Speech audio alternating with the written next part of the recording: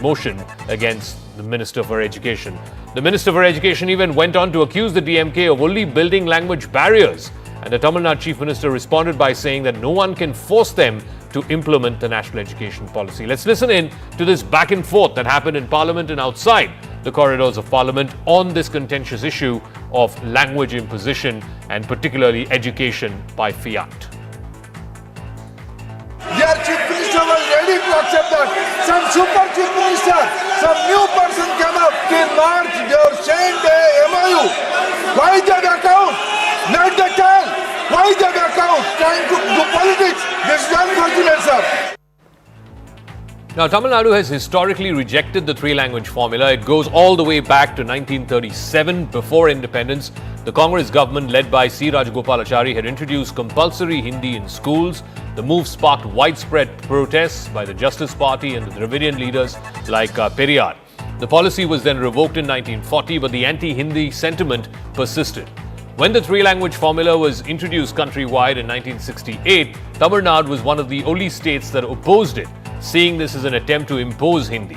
Under the then Chief Minister C.N. Annadurai, the state adopted a two-language policy, teaching only Tamil and English in state-run schools.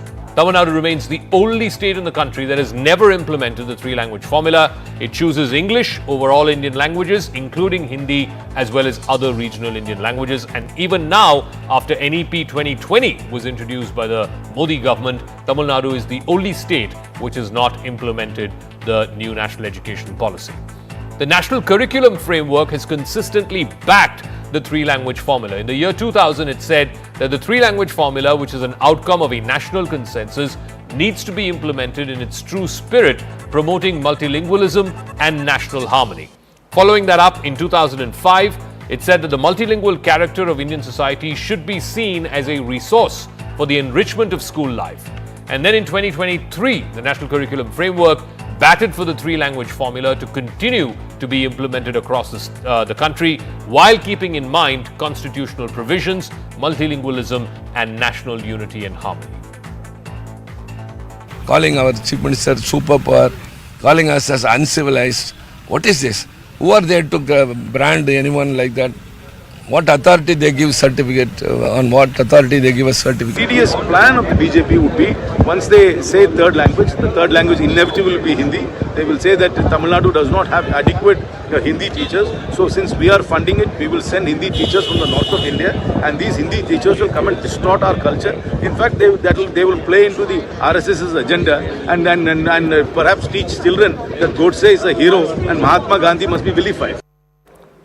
All right, I want to first go across to senior DMK member of Parliament, Ms. Kanimuri, to try and explain why her party and her state seems to have a problem with Hindi. Thank you very much for speaking with us here on CNN News 18, ma'am. You are now intending to bring a breach of privilege motion against the Education Minister. The Minister today, speaking in Parliament, and there was a lot of drama in the House, said that the DMK was basically holding the students of Tamil Nadu hostage. Why do you believe that the Minister has said something for which you are now bringing a breach of privilege motion against the Minister? The first thing is that the Minister called the members of Parliament as uncivilized because we were protesting. And he called us dishonest, and he said, is your CM super CM? So I don't think this is parliamentary and it's upholding democracy in any way, or does it show that he is respecting the Parliament nor the elected representatives in any way by making comments which are so derogatory? And it's hurt the Tamil people and the sentiment of the Tamil people when a minister in the union calls us uncivilized. And they have to understand a very important thing, that education is in the concurrent list. And it's always been that Tamil Nadu has been exempted from the three-language policy, and we know it is after a huge struggle. We've lost lives, and after that Tamil Nadu has been exempted from the three-language policy, and we've stuck to the two-language policy. The union government suddenly cannot come and say you have to accept the NEP, the new education policy, and along with it a 3-language policy which the Tamil people are not ready to accept. The children have a choice. It is not that the Tamil Nadu government says if a child wants to learn any 2 languages is what we say, and if a child wants to learn any other 3rd language, nobody stops them. There are CBSE schools. Nobody stops them from choosing whichever language they want. Already, the education system burdens every child, and not every child has an aptitude to learn many languages or an interest in learning many languages. So, what do you gain by learning a 3rd language which a child doesn't choose to learn? But ma'am, shouldn't that You choice just be burden left the child. to the students? That's what the centre and the BJP are arguing, that you are deciding, the state is deciding whether the students should learn 2 languages or 3 languages. Let the students decide, and as you said, there are CBSE schools in Chennai and other cities in Tamil Nadu which are offering 3 languages. Why not leave that choice to the students? In fact, Tamil Nadu is the only state in the country out of 28, 27 have implemented the national education policy, have gone in for the 3-language formula, except Tamil Nadu, which continues to follow a 2-language formula. So when the rest of the country can follow it, why not the state of Tamil Nadu? No, the minister has to first understand that Tamil Nadu has accepted the 2-language policy after a huge struggle. We've lost lives, as I already told you. Why does he want to actually ignite, and spark, very sensitive issues which are very sensitive to the Tamil people? What do you gain by forcing us to learn 3 languages? Let us choose to learn 3 languages. Any child or any family which wants to learn 3 languages can learn 3 languages. And what do you gain? There are so many countries in this world which are doing very well when it comes to education, and children learn 1 language or 2 languages. What is the need to force every child to learn 3 languages or 4 languages? What is the need? What is the rationale behind that? And education is in the concurrent list. So you cannot decide that every state has to accept the new education policy and force it on us. No, but you ma'am, there is also us. an economic rationale. You said, what is the rationale? The economic rationale is that by disincentivizing Hindi or by not promoting Hindi in the state of Tamil Nadu, you are actually making life difficult for students from Tamil Nadu. You are denying them Hindi language skills, which would have then allowed them to seek employment opportunities in other parts of India. You are deliberately denying them that economic opportunity. So there is an economic rationale for why Hindi needs to be promoted and why Hindi can be promoted as the link language. And by opposing Hindi, you are denying that economic opportunity to the students in the state. How would you counter that argument? No, I think many students, many people from UP or Bihar or other states also come down to Tamil Nadu, Kerala, Andhra to work. If you had taught them Tamil or any of the South Indian languages, any one South Indian language, they would have found it much more easier to come here, work, communicate with people, because they can't go and buy food from a shop in Tamil Nadu when they come as daily wage earners. Okay. They are struggling every day. We saw how many of them had to walk back during COVID times. Why can't you teach them one South Indian language? That makes more economic sense. Does it not? Okay, we'll leave it at that. Thank you very much. Kanumuri is Senior Member of Parliament of the DMK, joining us at the top of Brass Tacks. I want to open this up to our political spokespersons. Guru Prakash Paswan, National Spokesperson of the BJP, joining us. Selam Dharanidharan, Spokesperson of the DMK.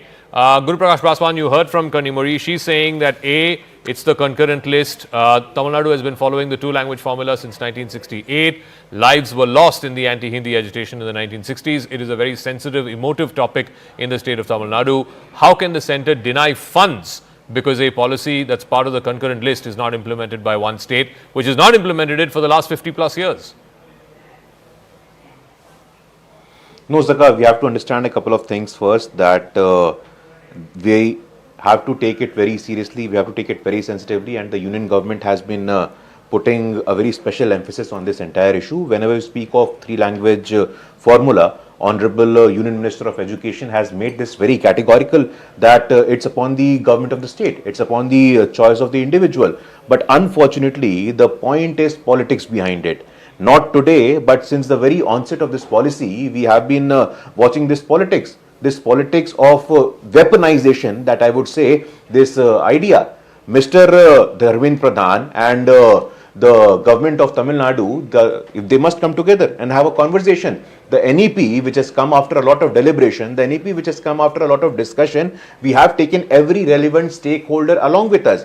But the point is not that. The point is that the Tamil Nadu government specifically, on terms of delimitation, which is a constitutional mandate, you are seeing they are doing politics on that, on terms of national education policy, on terms of three-language formula, they want to unfortunately create a cleavage when there is none.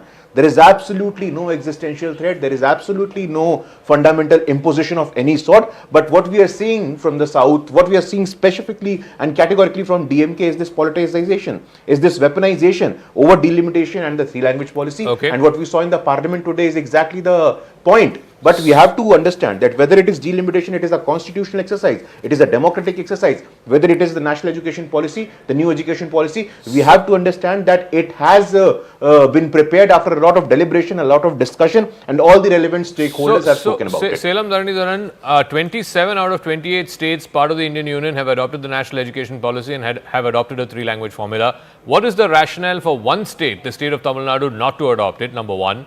Number two, nowhere in the new education policy of 2020 does it say that the third language has to be Hindi. It says 2 native Indian languages plus English. So why don't you decide to teach Tamil, Telugu and English? No one is stopping you. Yeah, I'll go even further, Saka, and say that in this, more uniformity does not mean more unity. And more uniformity means destruction of nations. My party founders, leaders didn't say it. Golwakar, Modi's forefathers said it, which is actually wrote in 1970s. I will start with that. I will go even further, leave NEP. I'm saying centrally sponsored scheme itself is not suitable for a country like India, simply because, unfortunately, states like Uttar Pradesh, Bihar have socio-economic development only as much as sub-Saharan African countries, and in many metrics, Tamil Nadu and Kerala do as well as European countries. Unfortunate. But for this, how can you solve it? Tailor-made solution for each states based on outcomes. The whole Pandora box on the NEP matter is, you're not releasing 2,150 crores to Tamil Nadu under SSA, in spite of Tamil Nadu being the best performing state in SSA. Tamil Nadu and Kerala have not received the money. Saying you have to sign NEP, which is blackmail, which is the second thing which can't be allowed. So the first question is, why centrally sponsored schemes for a country? So why should the union government come and enforce something on Tamil Nadu? I can go point by point on NEP and say, this is not ideal. But before that, my question is, why are you enforcing something in Tamil Nadu or any state for that matter? Even a homogeneous country like US, the municipalities decide what should be the school curriculum. They manage the police. So we need more decentralization and not centralization. In India, states in India are not just administrative units, they are also political units where ethno-linguistically diverse, right? It's very diverse, culturally diverse, linguistically diverse. So it's only more decentralization that will work. So let the individual states decide what they want. No, but the other ethno-linguistic states like Kerala, Karnataka, Telangana, Bengal, etc. have adopted NEP. And national education policy, I mean, what we are seeing now is the latest iteration of it. NEP has been in existence since 1968. 1968 was not a BJP government, it was a Congress government, it was Mrs. Gandhi's government. See, for example, some aspects of NEP, Tamil Nadu has been doing even before the new NEP came. The morning breakfast stream recommended. Yes. Tamil Nadu has started implementing before any other Indian state. But the problem with NEP is that they say they'll make gross enrollment ratio across India 50% by 2030. But Tamil Nadu achieved that in 2011 itself, so we are 20 years ahead. So if we follow every aspect of the government, we will go only 20 years behind. That is another aspect. But even now, the Karnataka Chief Minister, Kerala Chief Minister voiced criticism on NEP and centralizing behavior of the union government. I will ask you another question. You are saying Tamilians who are going to Delhi, important point, 10 seconds, who are going to Delhi will need to learn, are suffering because they don't speak Hindi. But my question is, everyone will learn 2 languages in this country, Tamil in Tamil Nadu and English to communicate with the outside state, and people in the north would learn English apart from Hindi. When we go there, we will all speak in English to them. So we don't need Hindi. No, So I Hindi is want not the national Guru language in this Prakash country. Paswan Only to respond to what 28% Kanimari said earlier. If you really want national integration, in how many schools in Uttar Pradesh and Bihar are you teaching even one South Indian language? People of Uttar Pradesh and Bihar end up working in the south. No. Many of them work in Tamil Nadu, Kerala, Karnataka, etc. because economic development is higher in the south. There's more productivity in the south. They go there for economic opportunities, but you don't teach South Indian languages there. Whereas the reverse is always held against the state of Tamil Nadu. You're not teaching people Hindi in Tamil Nadu. Therefore, you're denying them economic opportunity in the north. No, Zaka, like I said, we are trying to create an issue when there is none. Today, DMK people are giving us certificate on national integration. I think people of India, people of Tamil Nadu have categorically seen. Right from Sengal installation at the parliament to Kashi Tamil Sangamam. We have today two very crucial portfolios. The finance minister is from Tamil Nadu originally, the external affairs minister is from Tamil Nadu essentially. So I don't need to sort out all these. I don't need to mention all these details in front of my friend from DMK to seek any validation or to seek any certificate from them. This is point number one. Point number two, as far as NEP is concerned, let me put this very clear. As far as linguistic diversity, why do you not want linguistic diversity? Why do you not want our children in Tamil Nadu to have global competence as well? Unnecessary creating this issue, whether delimitation or the three language formula. The only thing which my DMK friends are up to, the only thing which the DMK member of parliaments are unfortunately up to is to create this cleavage. You see, there is no logical defense to delimitation. It is a constitutional prerogative. There is no logical defense to three language formula. When you yourself said that the autonomy is with the state government, the union government has not said take Hindi, but you are making it sound, the impression that you are giving that the union government is categorically saying that you have to compulsorily adopt Hindi. That is not the case. This is the sustained misinformation campaign by the side of the DMK. The people of India and the people of Tamil Nadu must realize this. Whether it is delimitation or the three language formula, the only thing which the DMK is indulging is in pure politics and nothing else. Their logic fall flat from reality. They are far from reality. NEP, and last 10 seconds, Zaka, NEP has made very clear that no Hindi. You have to take a language of your own choice. We are in for linguistic diversity. We are in for our students getting global competence skills as well. But unfortunately, this politics of negativity, this politics of creating I asked that to Dharani cannot exist, Zaka, I'm sure. The NEP 2.0 does not say that it has to be Hindi. It just says two native Indian languages. But be that as it may, final word, Dharani, the point is NEP 2020 has been in existence for the last 4 or 5 years now. Delimitation, clearly the central government has said that unless a census happens and then a delimitation commission is formed, we don't even know if delimitation will happen in time for the 2029 Lok Sabha elections. Now the point is, why is your leader Mr. Stalin raising all of these issues now? Is it not with one eye on the state assembly elections next year? Otherwise, what is the pressing need to raise these issues now? See, Zaka, firstly and foremost, I think the BJP spokesperson who spoke itself said what the actual problem with the BJP is. He said, oh, we have done so much for Tamil. We have made finance ministers Tamil, external affairs ministers Tamil, Sengal we have, right? But the point is, people of Tamil Nadu do not want it. Both external affairs minister and union minister of finance in Tamil Nadu, if they will contest in Tamil Nadu without any alliance, they wouldn't even get a deposit. So they have to listen to the people of Tamil Nadu. People of Tamil Nadu do not want Sengal. We want Tamil teachers in Kendra Vidyalaya. We want more federalism. The DMK as a party, not saying our view. We are talking about our people's view, right? We are representing the people of Tamil Nadu, right? People of Tamil Nadu do not want NEP. People of Tamil Nadu do not want NEET. I will go to delimitation. Delimitation was frozen, not just by Congress government, but also by BJP. Watch why. Because he knew it was absolutely unfair to penalize states that in the national interest where good in population control. Anyway, delimitation is a different debate. I got to wrap up as well. Anyway, we'll get to that bridge when we have to cross it. But believe it, thank you very much, Selam Dharanidharan, and also Guru Prakash Paswan for joining us at the top with this language debate that continues in Parliament as well. We'll see how it progresses over the next few days of this Parliament session. Meanwhile, I want to shift focus to the sensational gold smuggling case involving a Kannada actor and the daughter of a DGP rank officer, which has now opened an entire Pandora's box in that state, days after Rania Rao was caught smuggling gold bars weighing more than 14 kilograms on her body, on her person. And she was arrested at the Bengaluru International Airport last week. The investigation is now expanding to bring in, more and more of her accomplices. It is clear that Rania alone could not have smuggled 14 kilograms of gold on her person. Rania came under the radar of the DRI, the Directorate of Revenue Intelligence, after she made her fourth visit to Dubai in just 15 days. So in the last fortnight of February itself, she had gone to Dubai 4 times, and on more than one occasion, she was wearing the same costume, the same dress, and that is what raised the suspicions of the DRI officials. Also, earlier it was learned that Rania Rao had made as many as 27 trips to Dubai in the past year. Besides Rania, 2 others have also been taken into custody. One of them happens to be her personal security officer, who was given to her by virtue of the fact that her father is a senior police official in the state of Karnataka.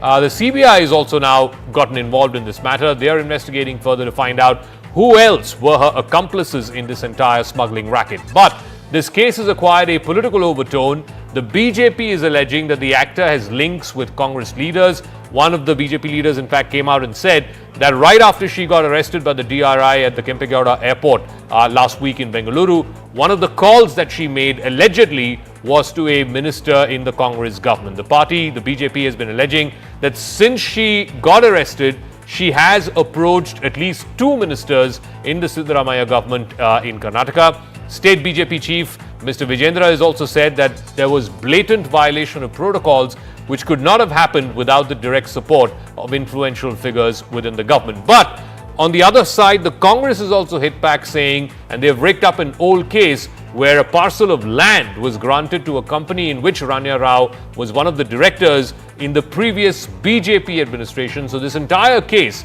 is getting politicized by both sides. I want to play out sound bites from both sides and then we'll go across for further details on this.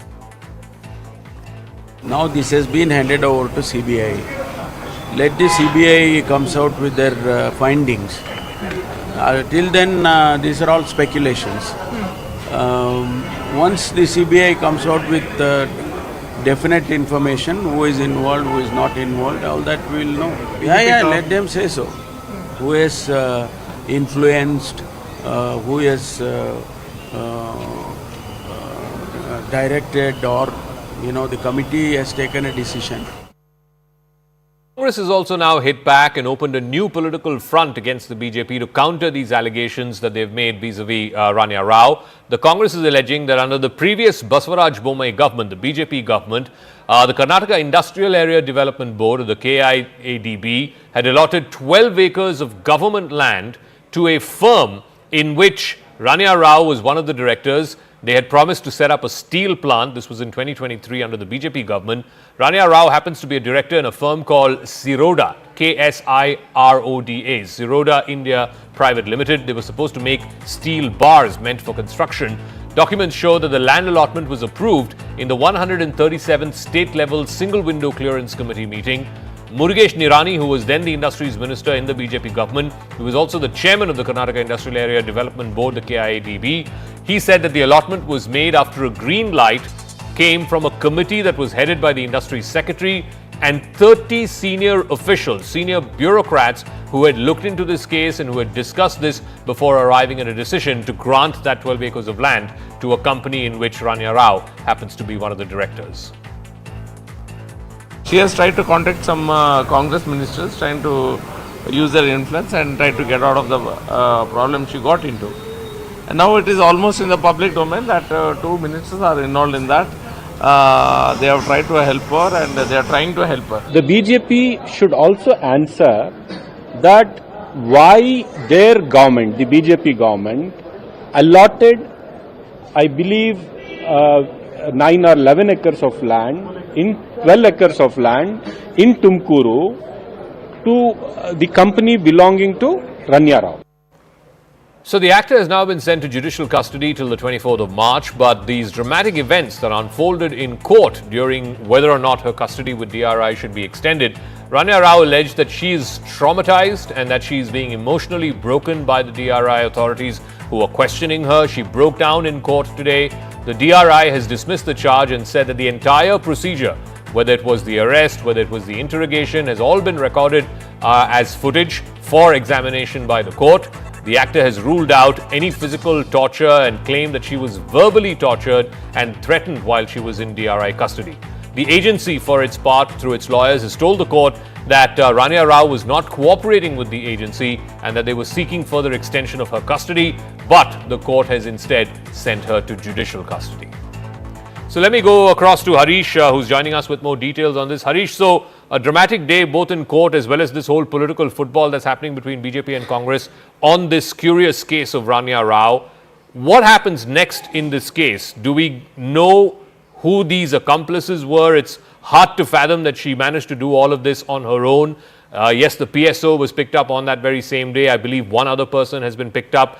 But how far does this go? Clearly, there must have been some very senior, very influential people with whose help, or at least certainly connivance, she was able to get away with smuggling 14 kilograms of gold through airport security, that too. Well, absolutely. In fact, the DRI says that this was a full-fledged syndicate that was working and that was taking advantage of the exact protocols that were extended to Rania Rao. That's the submission that the DRI has made to court.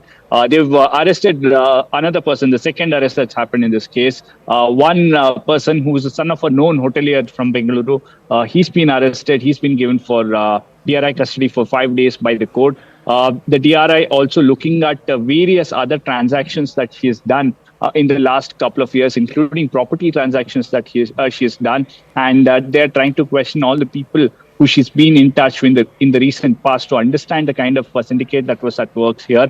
The other aspect to mention here is that the DRI has told the court that she's not cooperating with the investigation. In fact, interestingly, they did not seek her custody today for that precise reason, because she was not answering most of the questions that were asked. And she said that she was being verbally threatened by the investigating officer. The DRI now hoping that the others who are part of this syndicate can be arrested soon. The DRI has told the court that there are specific leads that they have got, and they are objecting grant of bail to Rania Rao on those precise reasons that if she comes out of on bail, then she could scuttle this probe and influence witnesses and others involved. And they're objecting to bail being given to Rania Rao.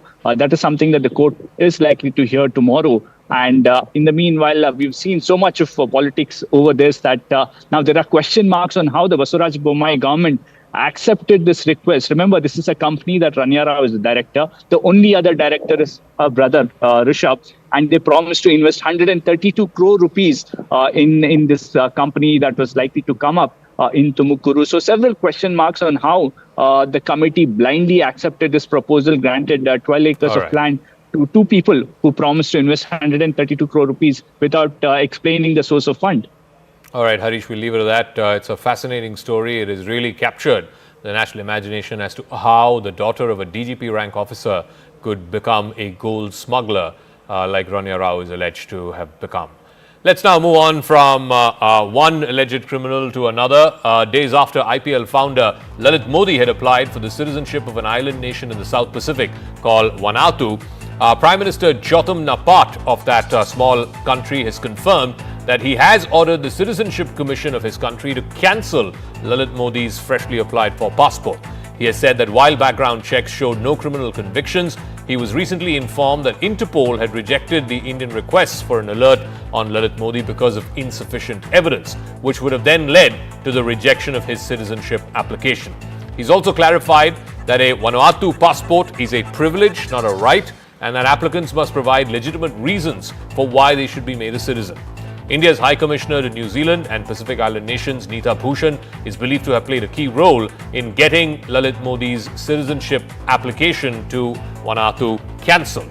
Last week, the Ministry of External Affairs had confirmed that Lalit Modi had indeed applied in the Indian High Commission in London to surrender his Indian passport at the High Commission of London and thereby give up Indian citizenship and in its place take up the citizenship of Vanuatu. Has made an application for surrender of his passport at the High Commission of India in London. The same will be examined in light of extant rules and procedures. We are also given to understand that he has acquired citizenship of Vanuatu. We continue to pursue the case against him as required under law. So while this controversy continues, Lalit Modi shared some pictures of himself in Vanuatu. He said this in a post on X. Vanuatu is a beautiful country you must put on your bucket list. Away from all the pollution and noise, truly a heavenly country. He even quoted a news report claiming that the chairman of the Citizenship Commission was waiting for an official court outcome before taking a decision on revoking his passport or not. In fact, these are pictures that he has posted on his social media handle from Vanuatu. Lalit Modi, during his tenure as the former vice president of the BCCI and the IPL commissioner, was accused of bid rigging and money laundering, along with contravention of provisions of Foreign Exchange Management Act 1999. He fled India in 2010. He lost a libel case against former New Zealand cricketer Chris Cairns. He was ordered to pay damages after Lalit Modi had accused him of involvement in fixing when playing for the now defunct Indian Cricket League in 2008. Lalit Modi has been banned for life by the BCCI since 2013 over multiple charges and multiple cases that have been filed against him. Our Siddhant Mishra breaks down what this means for the fugitive who is running away from law, that is Lalit Modi. Government of India got to know about Lalit Modi taking citizenship of Vanuatu only when he applied at Indian High Commission to get his passport surrendered. Now, what exactly is his plan is something that we all are not aware about. But as you know, Zaka, India is in regular touch with UK government for extradition of fugitives. In fact, Minister Jaishankar was in UK last week. Talking about cases against him, Zaka, in 2010, he was suspended by BCCI, and in 2013, committee by BCCI banned him for life. Committee accused Modi of 22 charges, which are of bid rigging, awarding contracts, accepting kickbacks on broadcast deals, selling franchisee to members of his family, betting and money laundering. Talking about ED cases, then under FIMA, one is for the transaction to the tune of 890 million rupee and one is 200 million from a UK-based emerging media. One other case was related to the payment by Cricket South Africa of 2.43 billion rupee. Probe is also going on related to WSG MSM deal. Agency has also accused Modi of using illegal money to buy corporate jet through a Cayman Island. These were the cases which were slapped against him in 2013 after BCCI imposed permanent ban on Lalit Modi. Indian government has been pursuing his case extensively with international agencies and foreign governments. All right, we'll take a quick break here on Brass Tacks. On the other side, Mark Carney, a former Goldman Sachs banker, central banker both in England and Canada, is now the new Prime Minister of Canada. He replaces Justin Trudeau, who stepped down back in January. Carney has not hesitated to criticize US President Donald Trump, even comparing him to Voldemort. Clearly, the biggest challenge before the new leader of Canada would be whether or not he will stand up to Trump over tariffs and his threats over Canadian sovereignty. We'll have a deep dive right on the other side.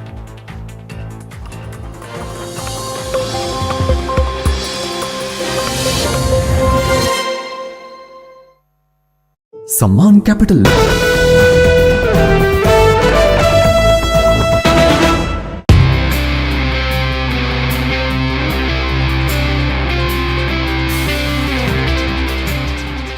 In first place, the next Prime Minister of Canada, Mark Carney, with 131,674 votes, resulting in 29,457 allocated points, representing 85.9% of the vote.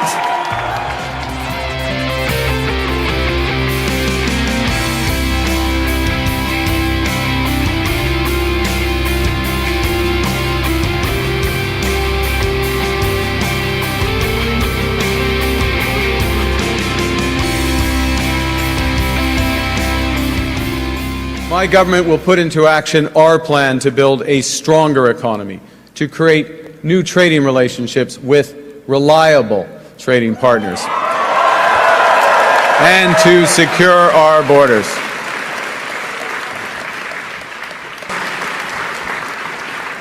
There's someone who's trying to do the opposite. There's someone who's trying to weaken our economy.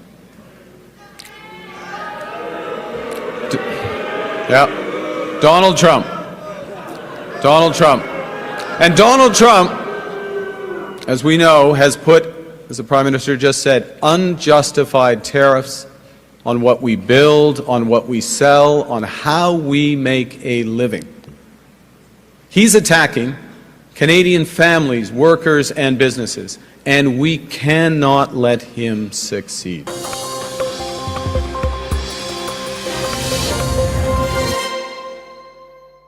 In first place, the next Prime Minister of Canada, Mark Carney, with 131,674 votes, resulting in 29,457 allocated points, representing 85.9% of the vote. The Liberal Party of Canada on Sunday chose an unelected technocrat in Mark Carney to lead the party into elections later this year. Carney, who has deep experience in the financial markets, will replace Justin Trudeau as the party's leader and become the country's next Prime Minister. Mark Carney, who steered the Bank of Canada through the 2008 global financial crisis and the Bank of England after Brexit, has never been elected to office. He won the leadership race against his friend and former Finance Minister Chrystia Freeland. He won a stunning 85% of the votes cast by Liberal Party members. Liberal Party leaders say more than 150,000 people voted in the leadership election. And right after winning the party race, Carney made his priorities clear. His number one priority would be standing up to Donald Trump. America is not Canada. And Canada never, ever will be part of America in any way, shape, or form.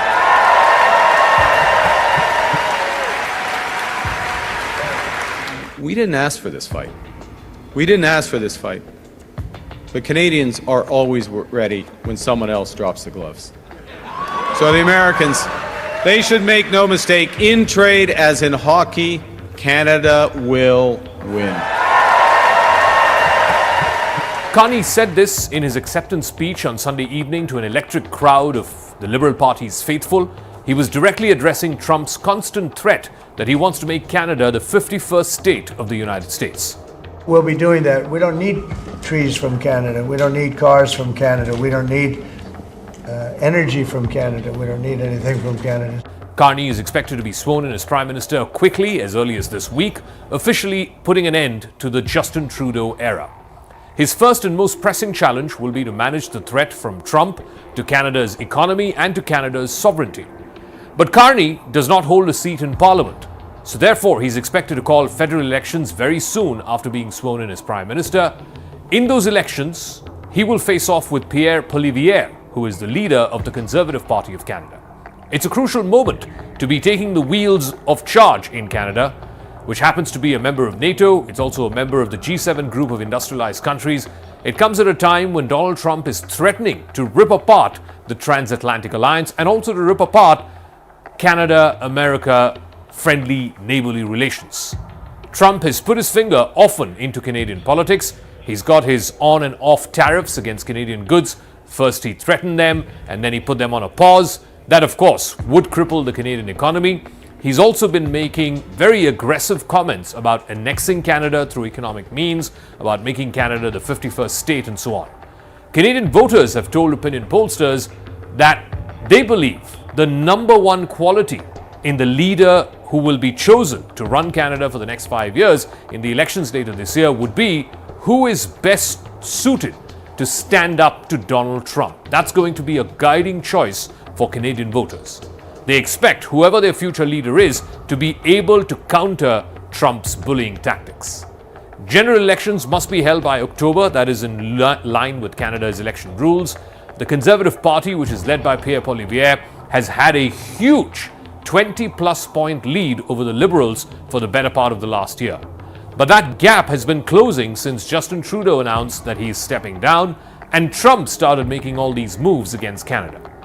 The latest polling suggests that most respondents would actually choose Carney over Poilievre if Carney were to lead the Liberal Party into the elections. Polling also shows that Canadians would prefer Carney to negotiate with Trump more than they would want Poilievre to negotiate with Trump.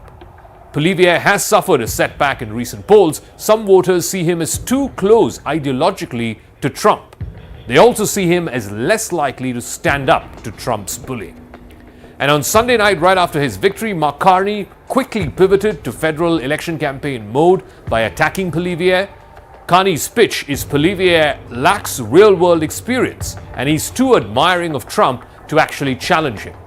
This was Carney's line of attack against Poilievre, that a person who worships at the altar of Donald Trump will kneel before him and will not stand up to him.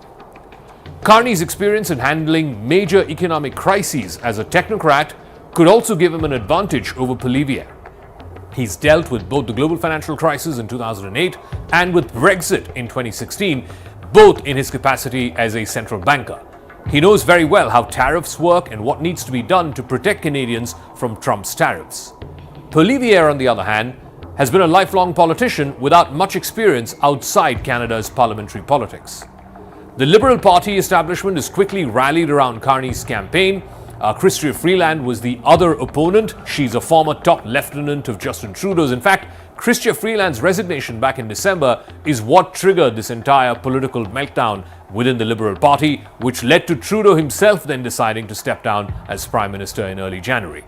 It's been clear that the Conservative Party sees Carney as the bigger threat than any other Liberal politician. In fact, so much so, the Conservative Party has been running negative ads against Mark Carney. They're focusing on the amount of personal wealth he made as a central banker and also some of his controversial investment decisions. A key question will be whether Carney can sufficiently distance himself from Justin Trudeau, whom he has advised in the past and he is on friendly terms with even now. Canadians want a change after a decade of Trudeau. Apart from Trump, Canada also faces a slew of problems for which many voters blame Trudeau. Canadians are worried about an affordability crisis, the cost of housing has gone through the roof, the cost of living of groceries, eggs, meat, etc. is also crushing for many ordinary Canadians. And add to that the entire Trump problem. Trump has been talking down to Canadians, often referring to Canada as the 51st state, referring to Prime Minister Trudeau as Governor Justin. This has incensed Canadians, so much so the largest province, Ontario, has stopped the inflow of all American bourbon whiskey and California wine. After the backlash against his 25% tariffs on Canadian goods, Trump paused it briefly for a month until Canada takes more decisive action, according to him, against the flow of both illegal drugs and illegal migrants across the border. Trump has also suggested to Trudeau back in a February phone call that he intends to revisit the 1908 land border agreement between Canada and the United States. He also wants to rewrite the water sharing arrangements between the Great Lakes, which separate Canada and America. Carney will surely have his task cut out dealing with a belligerent Trump on the one hand, and at the same time trying to insulate Canada's economy from the whiplash of Trump tariffs.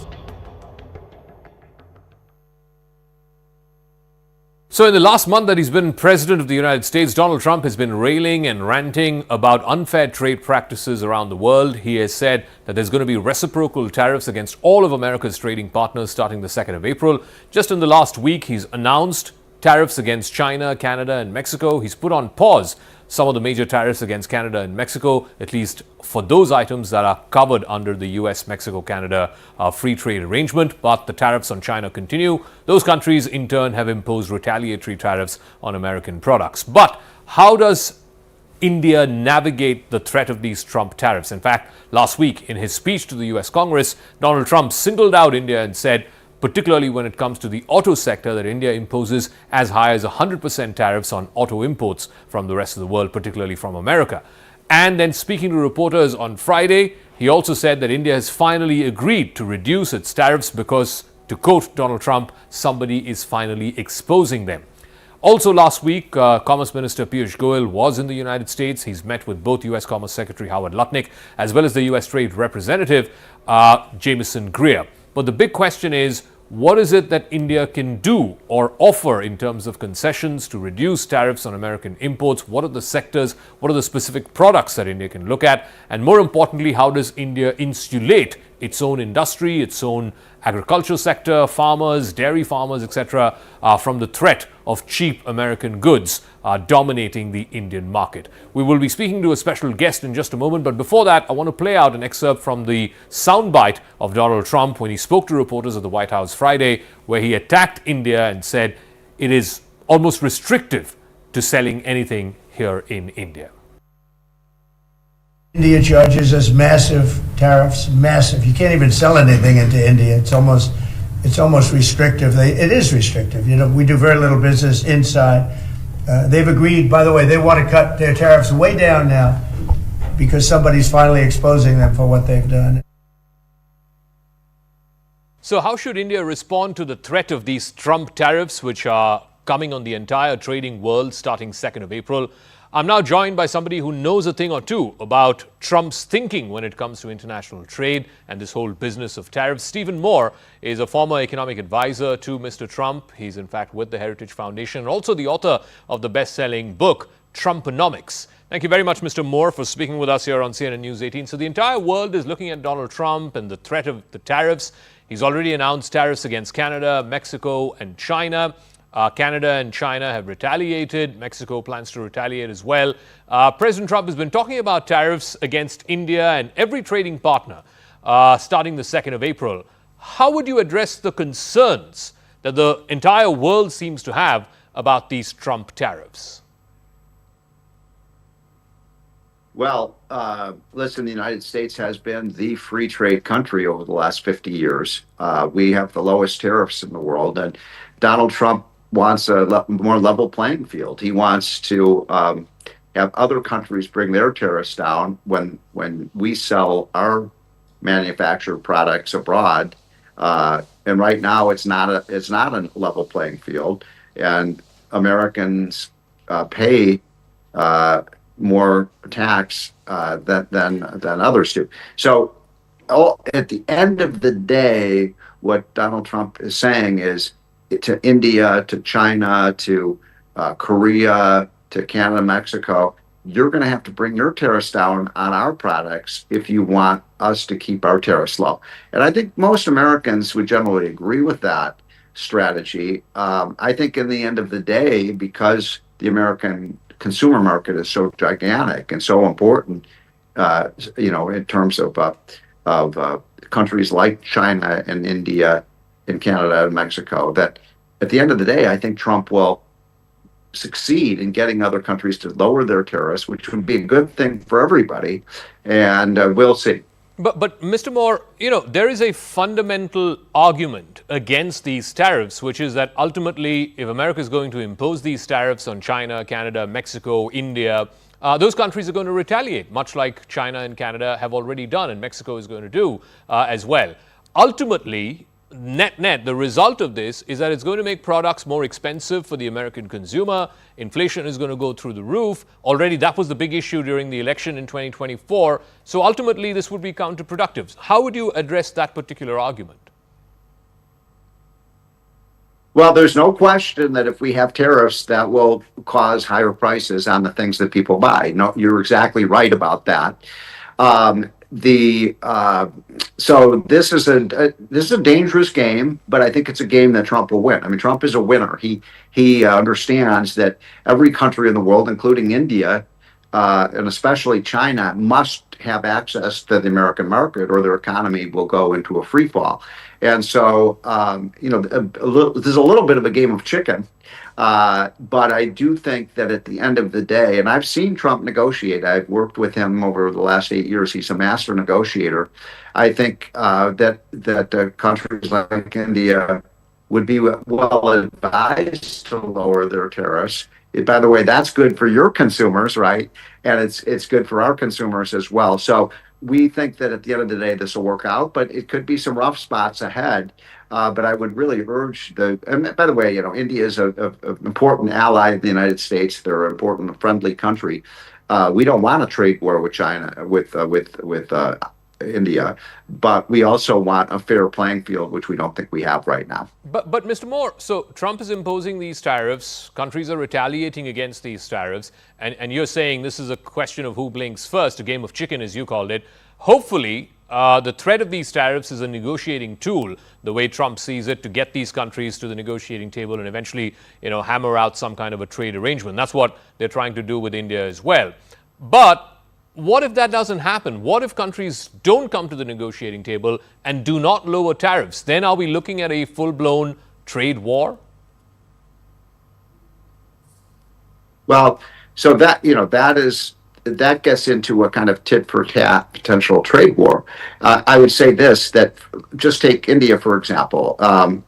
Well, if India gets into that's a trade war that India cannot win. In other words, if you raise your tariffs and we raise our tariffs and you raise your tariffs and we raise ours, who's the big loser in that? India is. So we are the hub of the world economy. We do have an economic leverage over every other country because every other country has to trade with the United States. So Trump is using that leverage to get countries to do things that are in America's interest. And by the way, things that, India should lower its tariffs. Why wouldn't India lower their tariffs? But tell me, Mr. Moore, the idea of these reciprocal tariffs, that the stuff that America exports to India, for example, Trump in his first term, he made a huge hue and cry around the Harley-Davidson motorcycle, and India has progressively reduced its duties on the Harley-Davidson motorcycles. But motorcycles are not the stuff that India exports to the US. India exports different things to the US. It exports gems and jewelry. It exports, generic compounds for making drugs, pharmaceutical drugs. So to tax at the same rate, that's what Trump is saying, right? Reciprocal tariffs. We tax you, we tariff you, how much you're tariffing us or how much you are taxing us. That would make sense if countries are trading the same things with each other. But that's not the case. India is buying different things from America as America is buying different things from India. So how will this work then? That's true. That is true. You make a good point. But what I would say is that overall, if your tariffs are, say, I'm just picking out a number, I don't know what, let's say you have an average tariff rate of 15% and our average tariffs are 5%, we're going to want to see India bring those tariffs down. Now, you're absolutely right. The reason we have international trade and why trade is such an important thing for everyone is the old idea of the law of comparative advantage. There are some things that we make better than other countries, and there are some things that India makes better and cheaper than we do. Yeah. And so it makes sense that we would sell our wheat to India and India would sell jewelry to the United States. There's no question about that. And it makes both countries richer. I do believe in the benefits of international trade. I think it's incredibly important. I'm just saying, let's have a policy that works for everybody. And as I said earlier, the United States does have a special position where, because we are the most important, consumer market, and because every country like India needs to have access to that market, we can require countries to do things that they might not otherwise want to do because the cost of not doing it would be so negative. So, Mr. Moore, do you think that with all these threats of tariffs and reciprocal tariffs and so on and so forth, what Trump is talking about, is he actually looking for individual trade deals with respective countries, whether it is with China or the European Union or India, outside of the global trading arrangements as it exists today, outside of the WTO trading framework? Do you think that's ultimately what Trump's goal is? Well, that's a great question. I would say this. First of all, our major adversary and enemy in the world is China. India is not an enemy of the United States. An enemy is a close, important ally. China is an enemy. We believe they lie, they cheat, they steal. They are becoming more and more militarily aggressive. So they're a danger to our national security and to India's national security. And so I would put China in a very different category. China's up to no good, and they are that is going to be a separate set of negotiations. But I do believe that Trump wants us to move more towards bilateral trade deals rather than unilateral trade. Rather than multilateral trade deals. So we'll have a separate trade deal with India. We'll have a separate trade deal with Korea. We'll have a separate trade deal with Japan, and we'll negotiate that. Now, we have a special situation with respect to Canada and Mexico because we do have something called the U.S.-Canada-Mexico Free Trade Agreement, and I'm hoping that leads to a situation where we have minimal tariffs on in North America. But the answer to your question is yes. Right. We are moving more under Trump towards a bilateral trading system rather than multilateral. All right. Stephen A. Moore from the Heritage Foundation and former economic advisor to Trump. Thank you very much, Mr. Moore, for joining us here on Brass Tacks. Thank you.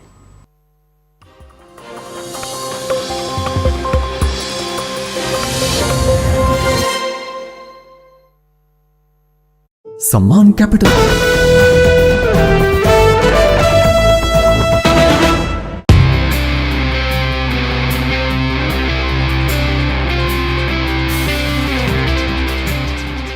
In first place, the next Prime Minister of Canada, Mark Carney, with 131,674 votes, resulting in 29,457 allocated points, representing 85.9% of the vote.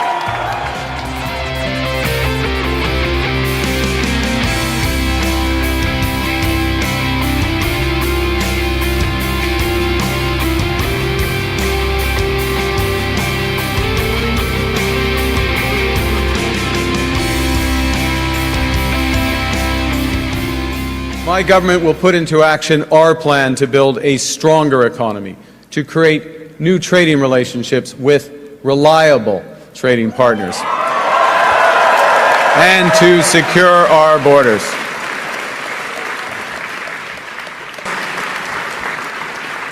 There's someone who's trying to do the opposite. There's someone who's trying to weaken our economy.